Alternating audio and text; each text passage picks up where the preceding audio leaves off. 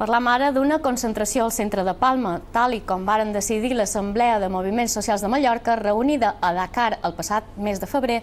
Avui s'ha fet una manifestació per la democràcia a l'Àfrica i han participat prop d'un centenar de persones. ¡No a la guerra! ¡No a la guerra! ¡No a la guerra!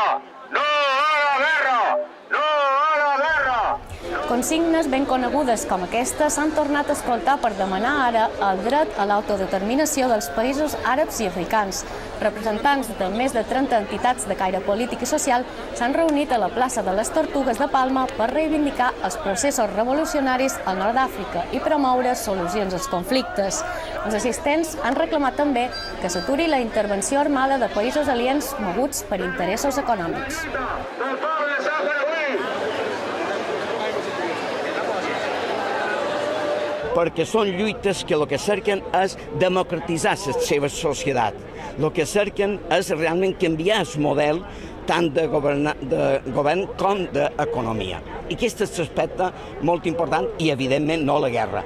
I tornem en el crit, que l'hem oblidat, de no a l'OTAN.